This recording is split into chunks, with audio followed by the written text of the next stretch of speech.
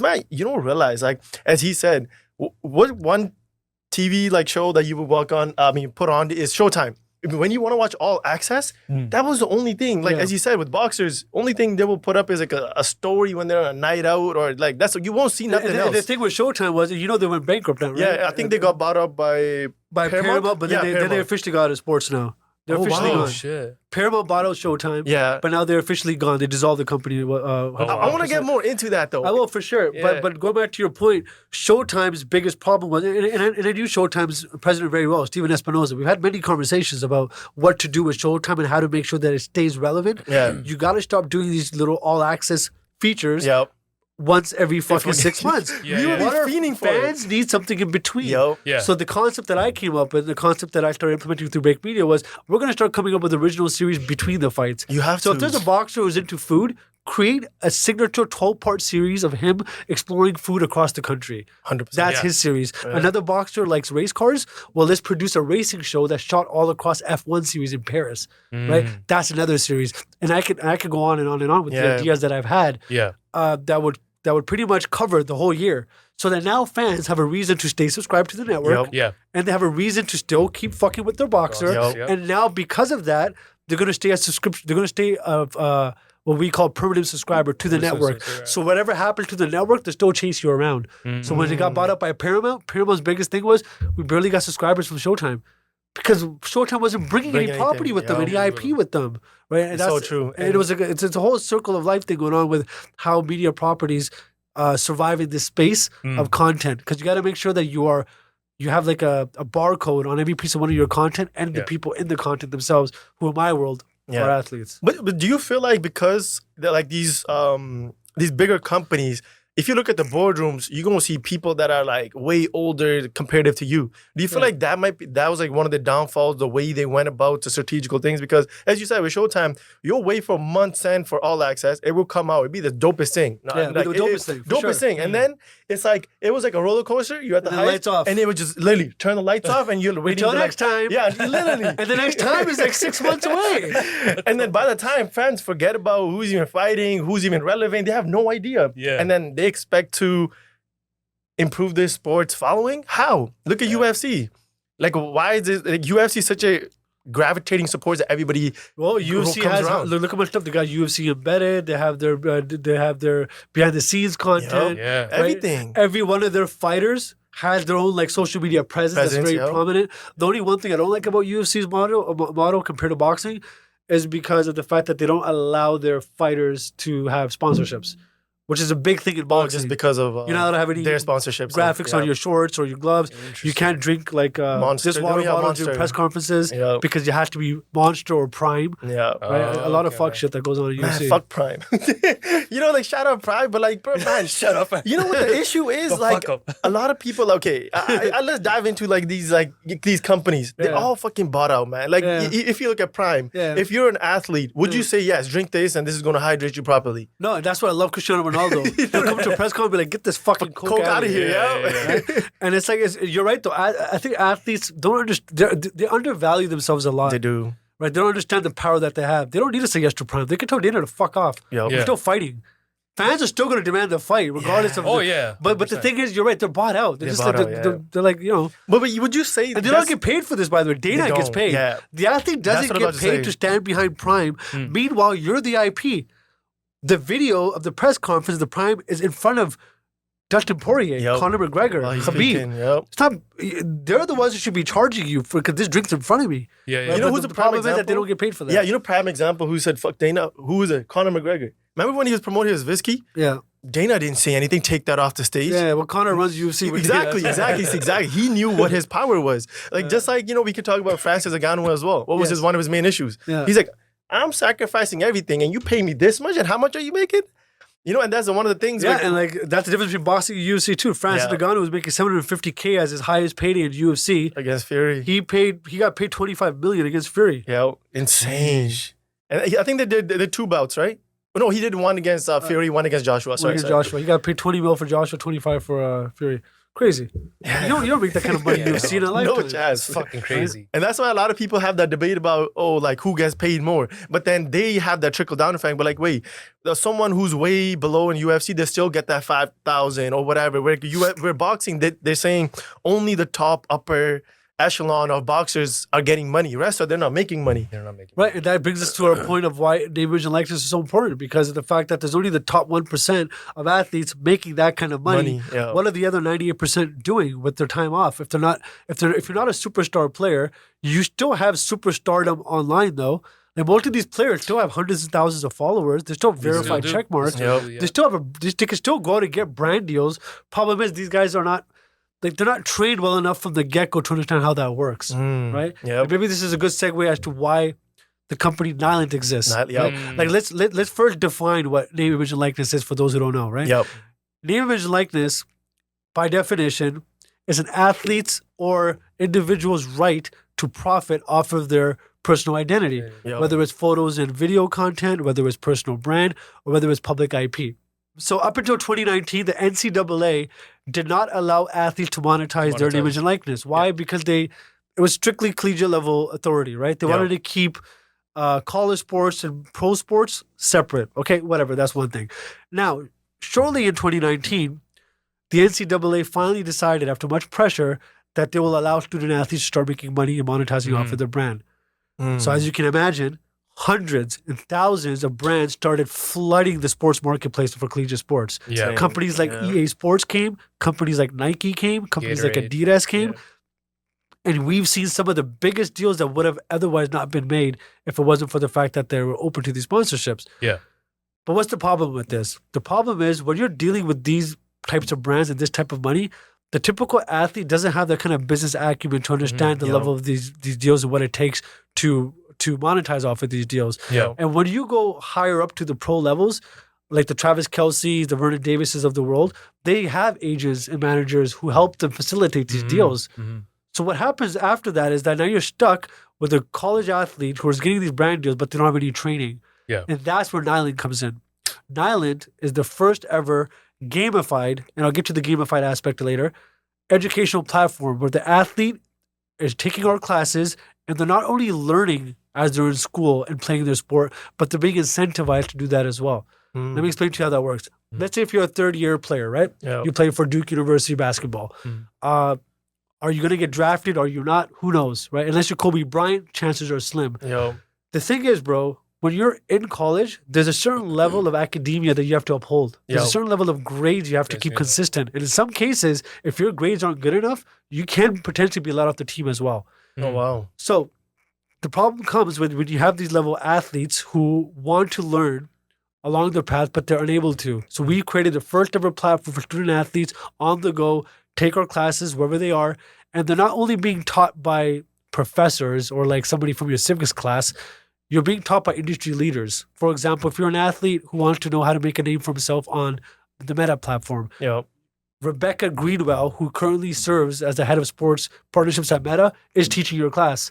If you want to learn more about name, image, and likeness, the rules and regulations behind it, you're learning from Mitt Winter, who's an established attorney at law for NIL. Right? So now all of a sudden, I don't want to say your little political science degree doesn't mean anything. But if you're a college athlete with a major or minor in political science or civic studies, what is that going to get you in the real world? It's not going to help you. So our platform helps facilitate that. And now let's go to the gamification aspect of it. The cool part is after you're done watching your courses online, and once again, these courses are built very much with entertainment in mind. They have the context of a masterclass session, but it's tailor-made as a TikTok video, so it's very short in length. So you take these classes, and at the end of the class, you take a small quiz. You pass that quiz, and up comes a reward. And the reward is something as small as $5 off your next order at Subway, or something big as $1,000 credit to American Airlines. So we're partnered with dozens and hundreds of brands who are helping facilitate this platform. So now everybody wins, from the corporate sponsor to the schools to the student and to the teams, and everybody wins. So it's incentivizing them, in a sense. So it's much needed though, because especially like in college, they don't provide, besides maybe they might provide you the basic foundation of like, okay, finances wise, But other than that, really, they don't really teach you the overall aspect of like learning everything that comes within the nil industry. And you know what this also does as well with nil? It creates a competitive. I feel like it creates a more competitive environment in college. And what I mean by that is, as you said, how many people are going to make it out of the NBA? There's 2 rounds. There's 60 players that are getting picked. Yeah. Right. Yeah. Out of how many people? Yep. Like thousands. Yeah. So there's a slim chance of you making it out there. So now when you at the college level, you're like, you know what? Okay, how can I utilize, as I said, as you said, like nil deals to kind of get a head start? Yeah, exactly. After my my college days are done. Because I don't make it to the NBA, then what? Exactly. Right? So, and then I feel like it creates a more competitive environment in a sense where the athletes are putting their best self out there. And other college that might be smaller, they might be like, hey, listen, we have this, given what you have accomplished, we would like to offer you this deal given, what you bring. And again, before that, a college player might not be as motivated to go out there. There's 4 core areas of where we focus on, right?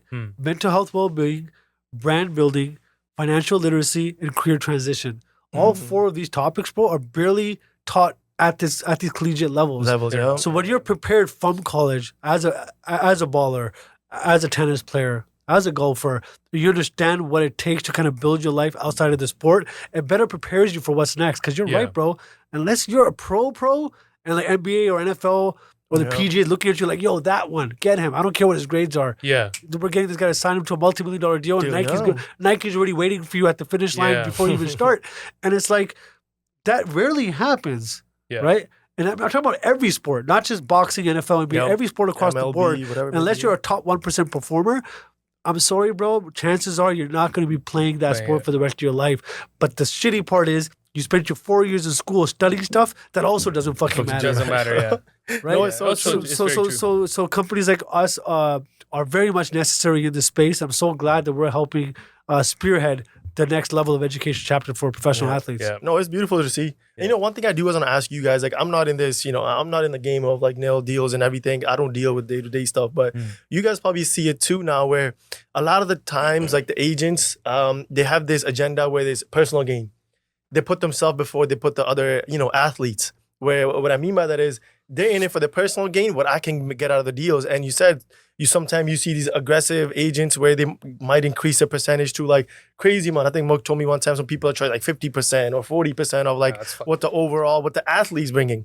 Like the agent is just there to facilitate and teach the athlete like this is how you should negotiate and what your worth is. Not be like, hey, this is your worth, but let me take half of your worth and keep it for myself. Well, that's how do you negotiate that when it comes from the athlete aspect, and how do you on the agent side? I want to ask you guys, how do you guys kind of put forth, you want to also get compensated for the work that you do for yourself, but want to keep it a plain, platform where you're not using nobody. Yeah, I got it. It's a slippery slope, and I'm sure Mook can speak to this as well.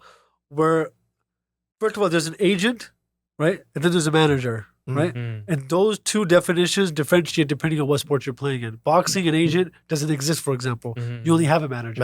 And this manager isn't some Ivy League Harvard graduate. It's the boxer's brother-in-law. Yeah, look at Al Heyman. Look at Al Heyman. Al Heyman's different. He went to Harvard. He studied education. Oh, did he? Yeah, he's very educated. I did not know that. Shout out Al Heyman. He's one of the very few who's actually educated in this regard. Okay, never mind. Yeah, for sure. I'm surprised you actually know who Al Heyman is. No, That's crazy. Of course, man. Like when you watch boxing, you hear these names and you see what the bigger fishes are. You're like, wow. No, he's behind the scenes, but he's a super cool individual for sure. Yeah, I work with his partner Sam Austin a lot throughout the year. So Al's definitely one of those guys who's extremely educated behind the doors for sure. Yeah. But he's not really doing anything for the athletes beyond the pay-per-view or behind the fight night deals. Right? He's not going out there getting sponsorship or endorsement. That's what I was doing. Yeah. So Al and his team know me very well because half of the roster from PBC was signed to Break Media. So I was doing a lot of the sponsorship deals, right? So where I was going with this? Yeah, so you have an agency and a manager. Now in NFL and NBA, you can have both.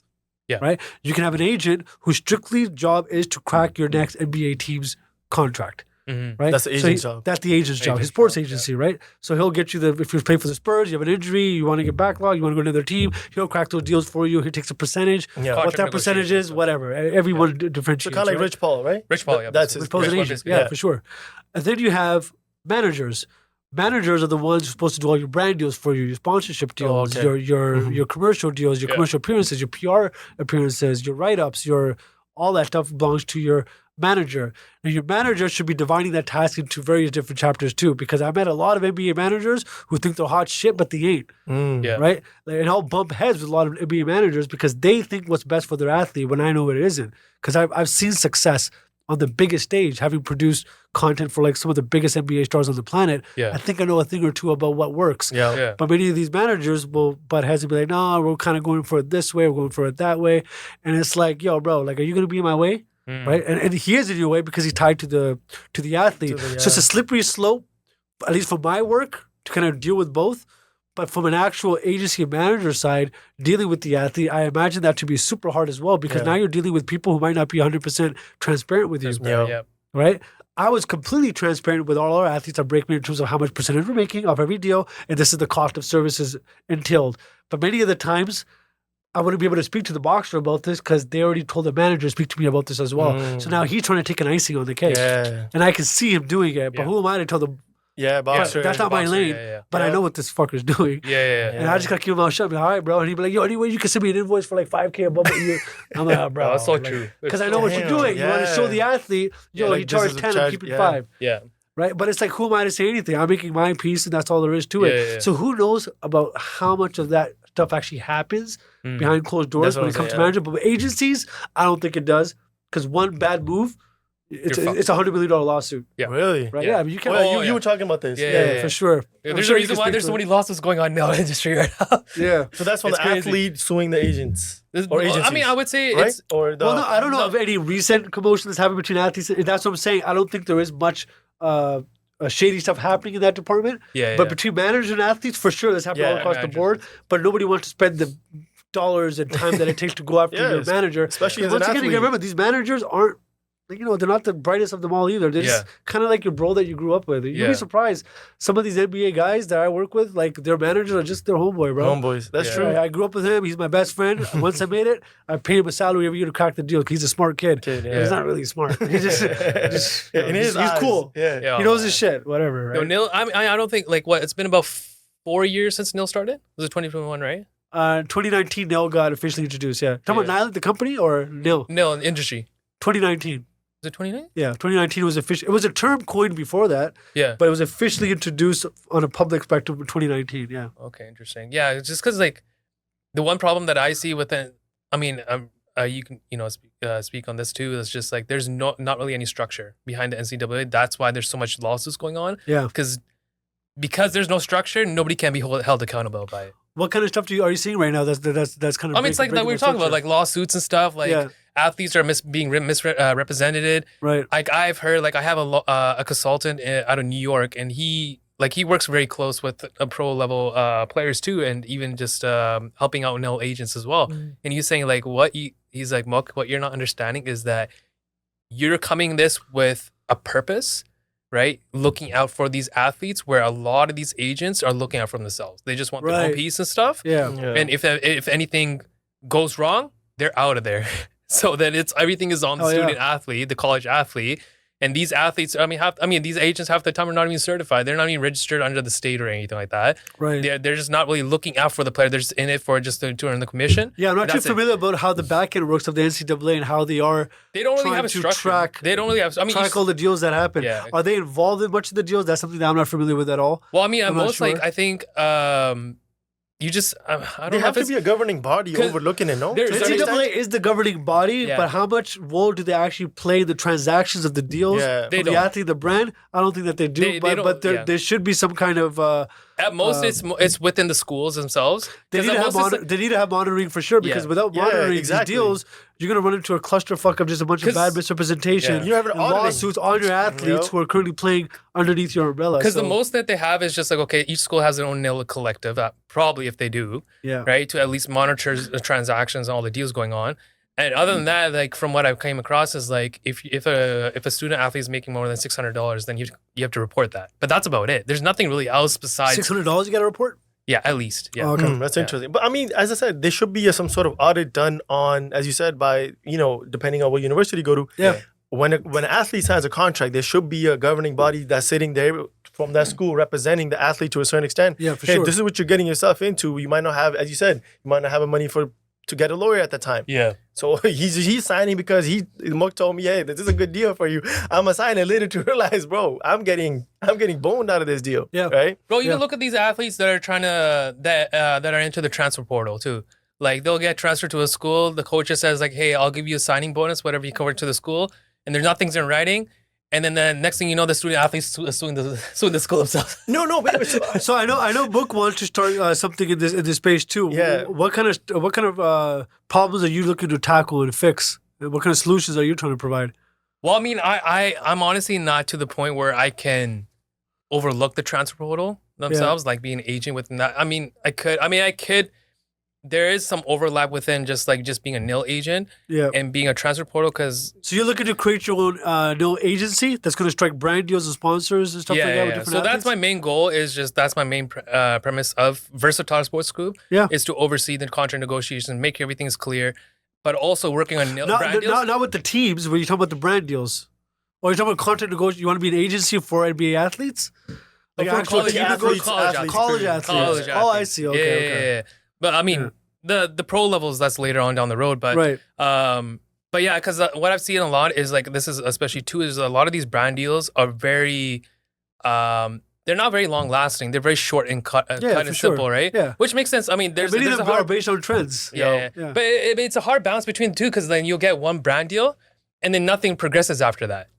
I mean, did you hear about the story about the little black meme, the black kid meme? No. Which one? Go look it up on your phone. It's the black kid with the Popeyes, man. He does that. Oh, it's that meme. Yeah. That famous meme. You know who that is, right? I don't know who that is. Now he plays for, I forgot the team, but he just got drafted to college football.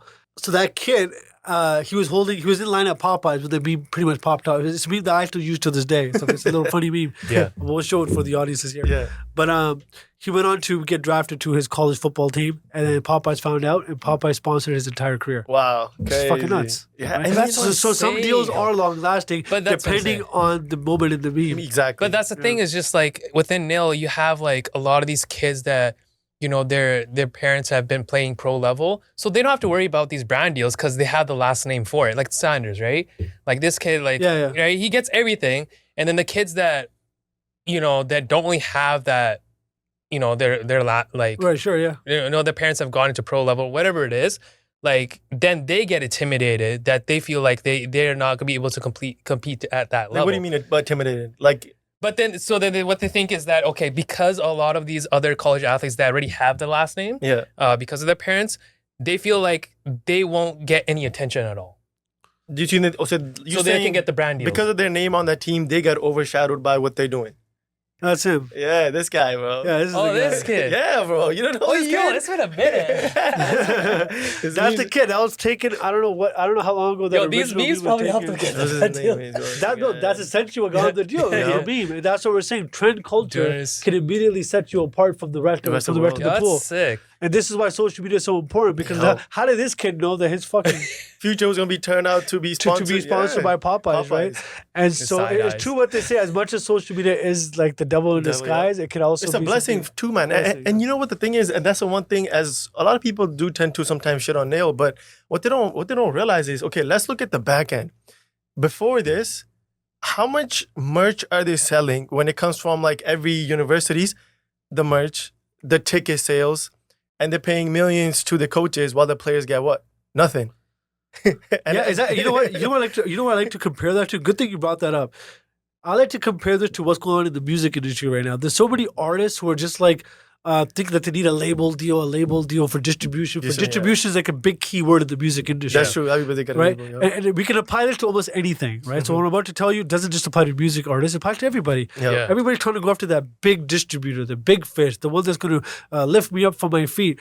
Bro, you can literally, if you're an artist right now, you got a little buzz around you, take people to your own website. You don't need to be part of Sony Music. Yeah. Right? If they fuck with your music, have a little catalog online that goes for $5.99 and just start your subscription based.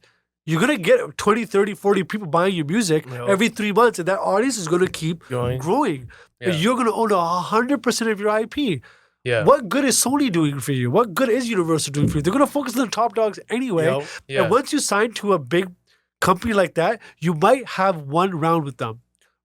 right? Case in point, Jay Sean. You might have a couple of good rounds with them, and eventually they owed your ass. Jay Sean can't get paid anymore for fucking Down from Lil Wayne. He can't get paid for it. And I don't want to speak on behalf of Jay. Obviously, he's a mutual friend of mine as well. I'm not sure how his, portfolio looks like of investments. I'm sure he's doing well. But I will guarantee you that Cash Money owns those rights to those songs. I will guarantee you that Cash Money owns majority of the distribution rights of all of his tracks with Cash Money. And whatever royalty check that Jay's seen from those tracks is barely anything compared to what he could have done if he went solo, right? And it's even I remember this actually. And what's funny is Jay did go solo, right? He was solo before, he got signed to Cash Money, now he's solo again. So he's almost somebody who you can kind of look at and be like, this is what happens when you start up by yourself and you make noise, you do get cataloged. Sony Music or Cash Money picks you up, and then they do a couple of rounds with you. You become a little playboy in Hollywood for a good 2-3 years, and they spit you back to UK. Back to you. Damn. So it's like that's a very ruthless case study example. Jay Sean, he's up and out too. So it's like it hits us even worse because I fuck with that guy from day one. Because it was like the whole group. Remember like Danny Fernandez, Jay Sean, like what was it, 2010? Like bro, they were at the pinnacle. Like they were on the like everybody knew. So hey.